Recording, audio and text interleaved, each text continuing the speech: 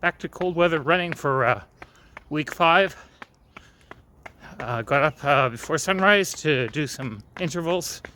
I did 5 times 6 minutes. It's a good workout today. Now heading back to home so I can get ready for work. The day I was supposed to do intervals, it snowed and I got a cold. Okay, these are one of those days where it's beautifully sunny outside, but it's also cold. So it's actually -5, but there's a real feel of -14. So I have to dress up a bit in my winter gear for my run today. Okay, here's a bit more information on winter running. Obviously in Toronto you don't get perfect weather year round. If you're training in the winter or for a spring marathon, you're going to be having to run in cold temperatures. So as long as you're well prepared, it's not too much of an issue. Obviously for me, some of the key things, if it's not that cold, like it's like 0 degrees or +2, I have a pair of light gloves, which I wear. When it gets to be a colder than that, and then I've got a heavier duty set of gloves that I will wear as well. So this is good up to, you know, -12 or whatever it may be. Always have a hat, keep your head warm. So I've got one of these, and that is more than sufficient for me. Another key thing, and you don't just have to wear this for the winter, it's actually good in the summer too for different reasons, but a buff, you know, put that over your head, and then you can, you know, cover your face up like that.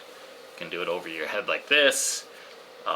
The only problem is, of course, when you're wearing glasses, is that they do tend to fog up.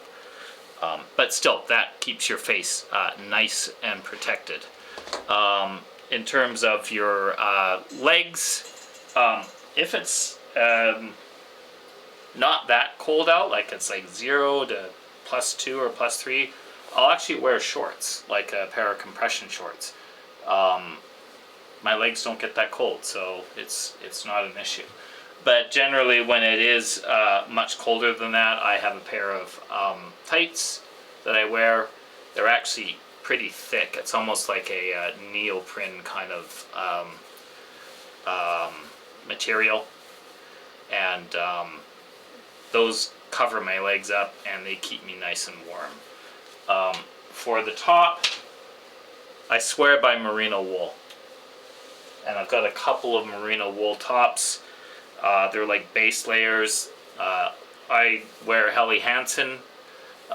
It'd be the same kind of base layer that you would wear if you're going out and skiing and that, but they are perfectly good for running. They keep you warm, they wick your moisture away if you're sweating, and they're really good for cold temperatures. So I have 2 of those, and again, for days where it's not terribly cold, I would wear the base layer or a shirt and then like a long sleeve kind of top like this. And when it's super cold, then I have a much thicker, that's my Adidas jacket. I've had this for years. It's got a hood, and it's really thick. So that keeps me nice and warm. You can see on the inside, it's almost like a fleece. So I will wear that, and that's on my coldest days. There's never a reason for me to go anything more than the base layer and this neoprene jacket for even the coldest of temperatures. And we talked last week about my shoes. This week I brought these ones out. These are my Vibrams that are insulated.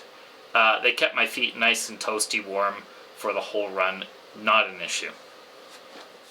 When you have long runs, it's nice to have company. That's where my running buddy Bastien comes in. See how he keeps me occupied on our 2-hour run. So Doug, what are you training for? The Vancouver Marathon, with the chilly half on the route along the way, and around the bay, 33K. All right, and which number marathon is it for you? It'll be 11. Wow, quite a number. Yes. Can you tell us?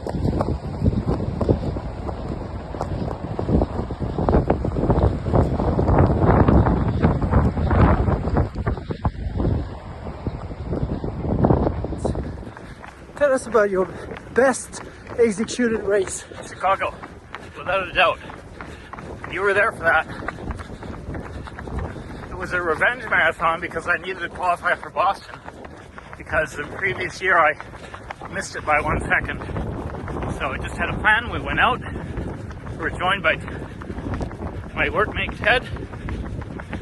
And we just executed nice and smooth for the whole race. That was a good race. That was my fastest marathon time. 3 hours, 20 minutes, 42 seconds. I have a little more of a challenging week for two reasons. One, the weather. It was colder and we had a snowstorm in the middle of the week. And I also got a cold, so I ended up having to scrap my Wednesday run, which was an interval session. And still wasn't feeling that well right through to the weekend, so I ended up cutting my long run about 20 minutes short. Other than that, I still got quite a bit done. My distance for the week was just over 45 kilometers.